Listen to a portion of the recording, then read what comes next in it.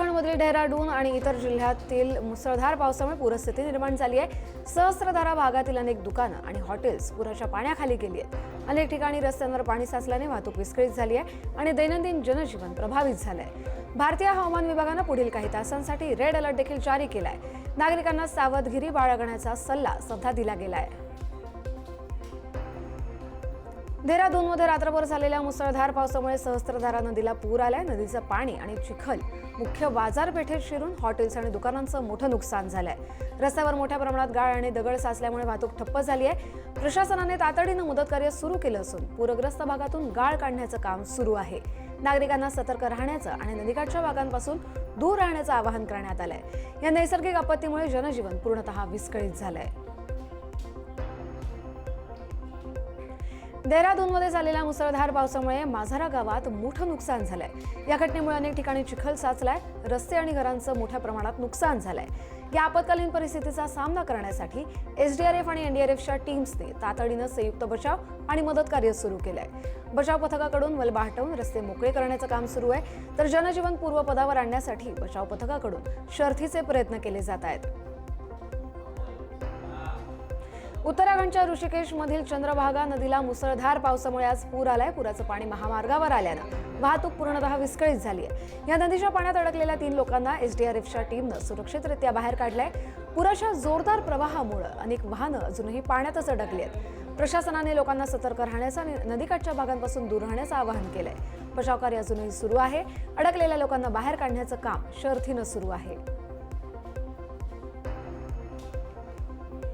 उत्तराखंडमध्ये मुसळधार पावसामुळे देहरादूनमध्ये तमसा नदीलाही पूर आलाय। पुरामुळे टपकेश्वर महादेव मंदिर पाण्याखाली गेलंय। सकाळी 5 वाजल्यापासून नदीला पूर आला असून मंदिराचा संपूर्ण परिसर पाण्याखाली गेलाय। अशा प्रकारची परिस्थिती खूप वर्षांपासून झाली नव्हती, पहिल्यांदाच उद्भवली आहे। अनेक ठिकाणी नुकसानही झालंय। लोकांनी सध्या नद्यांपासून दूर राहावं आणि मंदिराचे गाभारे सुरक्षित आहेत अशी देखील माहिती समोर आली आहे। अद्याप कोणतीही जीवितहानी झाली नसल्याची माहिती मंदिराचे पुजारी आचार्य बिपिन जोशी यांनी दिली आहे।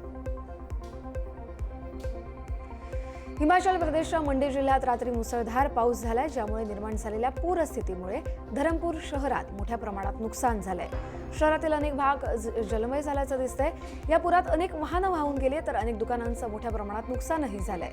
3 राष्ट्रीय महामार्गांसह सुमारे 500हून अधिक मार्ग पाण्याखाली गेलेत, त्यामुळे मार्गांवरील वाहतूक ठप्प झाली आहे। प्रशासनाकडून आवश्यक ती सगळी खबरदारी घेण्याचे प्रयत्न सुरू आहेत। जम्मू आणि काश्मीरच्या राजौरी जिल्ह्यात मुसळधार पाऊस सुरू आहे आणि त्याच सोबतच भूस्खलनामुळे कोटरांका खवास या रस्त्याचं मोठं नुकसान झालंय। या भूस्खलनामुळे वाहतूक पूर्णपणे ठप्प झाली आहे, त्यामुळे स्थानिक नागरिकांना मोठ्या अडचणींचा सामना करावा लागतोय। या परिस्थितीवर प्रशासनानं तातडीनं मदत कार्य सुरू केलं असून जेसीबी मशीनचा वापर करून रस्ता मोकळा करण्याचं काम सुरू आहे। सततच्या पावसामुळे मदत कार्यात अडथळे येत आहेत। नागरिकांना पर्यायी मार्गाचा त्यामुळे वापर करण्याचं आवाहन केलं गेलंय। या घटनेमुळे दैनंदिन जीवनावर परिणाम झाला असून तिथलं जनजीवन विस्कळीत झालंय।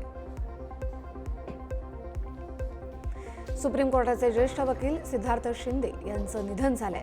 वयाच्या 49व्या वर्षी दिल्लीच्या एम्स रुग्णालयात त्यांनी अखेरचा श्वास घेतलाय। हृदयविकाराच्या झटक्यानं सिद्धार्थ शिंदे यांचं निधन झालंय। सिद्धार्थ शिंदेंवर आज पुण्यात अंत्यसंस्कार देखील पार पडणार आहेत। सोप्या भाषेत कायद्याचं विश्लेषण मांडल्यामुळे सिद्धार्थ शिंदे यांची महाराष्ट्राला वेगळी ओळख निर्माण झाली होती। या वर्षीच्या रब्बी हंगामासाठी अन्नधान्य उत्पादनाचं लक्ष्य 341.55 दशलक्ष टन निश्चित करण्यात आलंय। गेल्या वर्षीच्या तुलनेत हे लक्ष्य 12.41% जास्त आहे। केंद्रीय कृषी मंत्रालयाने आयोजित केलेल्या रब्बी हंगामाच्या राष्ट्रीय परिषदेत ही माहिती दिली गेली आहे। या परिषदेला मध्य प्रदेशचे मुख्यमंत्री शिवराज सिंग चौहान हे देखील उपस्थित होते। हे वाढीव लक्ष्य साध्य करण्यासाठी केंद्र सरकार आणि राज्य सरकार शेतकऱ्यांना आवश्यक ती सगळी मदत करतील, असं शिवराज सिंग चौहान यांनी यावेळी सांगितलंय।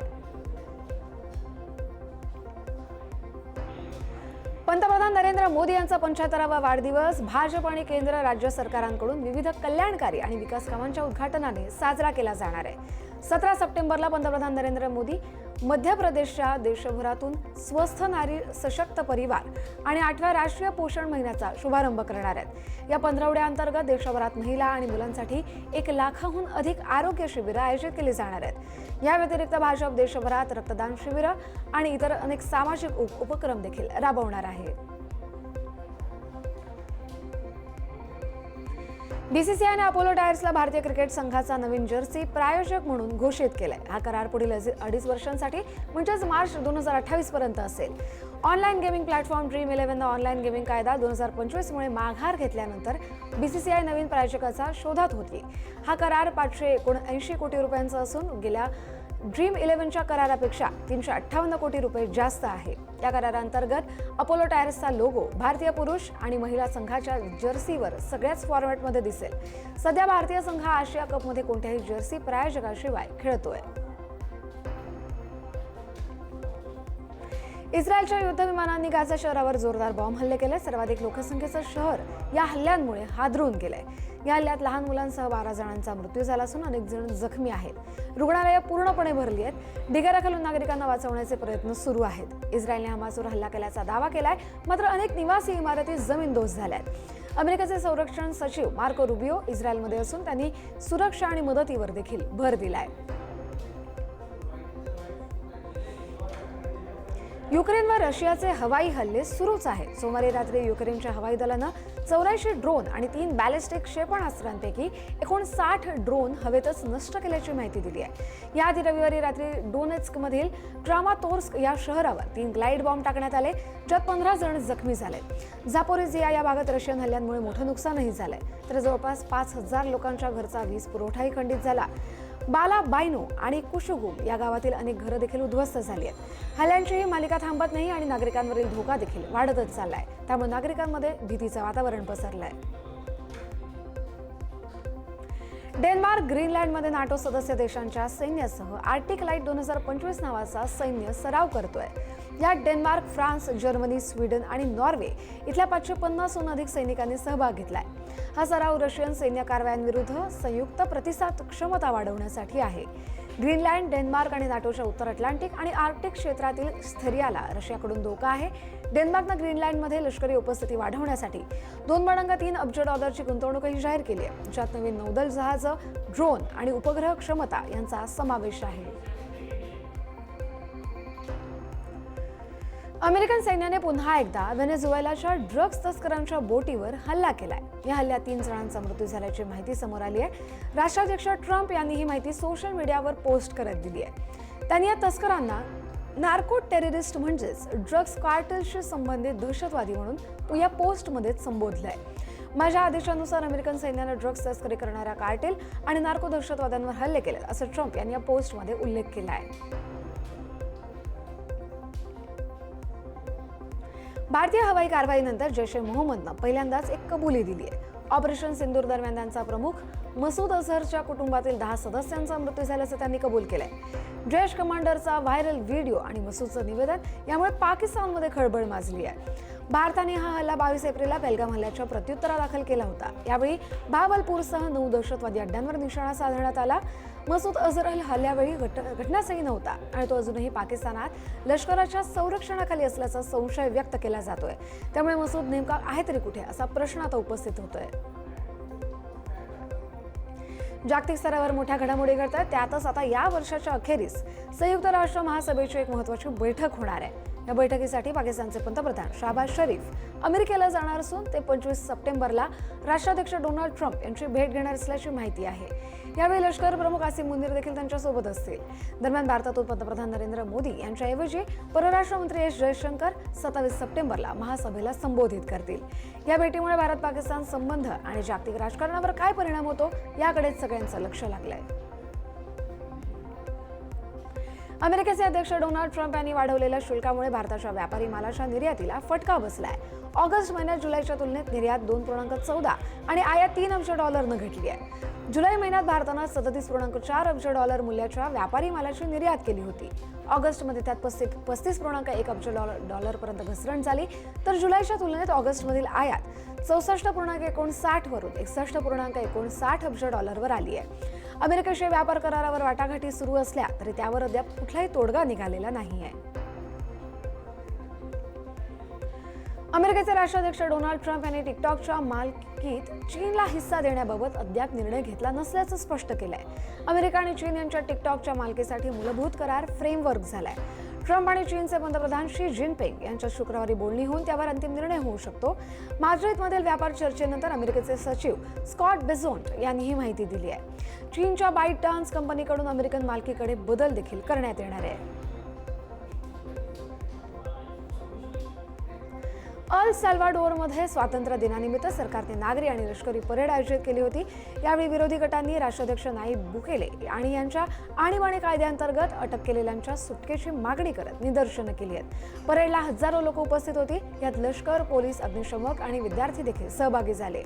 यावेळी पूर्वीच्या रिकाम्या उत्सवांऐवजी आता खरी शांतता आणि स्वातंत्र्य आहे असं संस्कृती मंत्री राहुल कॅस्टिलो यांनी म्हटलंय. 1972च्या ब्लडी संडे हत्याकांडातील पीडितांच्या कुटुंबियांनी 50 वर्षांहून अधिक काळ न्यायासाठी दिलेला लढा पुन्हा उजळलाय. बेलफास्ट कोर्टात सोल्जर एफ या माजी पॅराट्रूपरच्या खटल्यापूर्वी त्यांनी मिरवणूक काढली आणि हातात मृतांचे फोटो आणि ट्रूथ जस्टिस या अशाचा बॅनर घेतला. सोल्जर एफनं 2 हत्या आणि 5 हत्येच्या प्रयत्नांचे आरोप फेटाळलेत. 2010च्या चौकशीत सैनिकांनी निशस्त्र प्रदर्शनकर्त्यांवर गोळीबार केल्याचं उघड झालं होतं. तत्कालीन पंतप्रधान डेव्हिड कॅमेरॉन यांनी या घटनेबद्दल माफी देखील मागितली होती. आता दशकानंतर खटला सुरू होतोय, पण न्यायाची प्रतीक्षा मात्र कायम आहे. चीनमध्ये सर्वात मोठे रेल्वे स्टेशन बांधण्यात आलंय. हे station Chongqing east railway station म्हणून ओळखलं जातंय. हे स्टेशन 65,000 कोटी रुपये खर्च करून तयार करण्यात आलंय. 12.20 लाख चौरस मीटर क्षेत्रात ते पसरलंय. हे स्टेशन न्यूयॉर्कच्या ग्रँड सेंट्रल टर्मिनलपेक्षा 5 पटीनं मोठं आहे. या स्टेशनची रचना स्थानिक संस्कृतीनुसार करण्यात आली आहे. इथे दररोज 3.84 लाख प्रवासी आणि प्रति तास 16,000 प्रवासी सहजपणे प्रवास करू शकतात. या स्टेशनमध्ये 15 प्लॅटफॉर्म्स आणि 29 रेल्वे ट्रॅक देखील आहेत. न्यूयॉर्क फॅशन वीकमध्ये यंदा अनोखा आणि मनमोहक ट्विस्ट पाहायला मिळाला. शनिवारी डिझायनर अँथनी रुबियो यांनी त्यांच्या स्प्रिंग समर 2026 कलेक्शनमध्ये मॉडेल्ससोबत कुत्र्यांना आणि एका मांजरीलाही रनवेवर चालवलं. या पाळीव प्राण्यांनी खास कुतूर फॅशन परिधान केली होती. एकूण 15 कुत्री आणि 1 मांजर फॅशन शोचं आकर्षण ठरलं. समृद्धी आणि आशावाद यापासून प्रेरणा घेतलेले हे कलेक्शन लोकांच्या चेहऱ्यावर हास्य फुलवण्याच्या उद्देशानं सादर करण्यात आलं. फॅशनच्या जगतात नवीन रंग भरणारा हा शो प्रेक्षकांसाठी निश्चितच एक वेगळा अनुभव ठरला.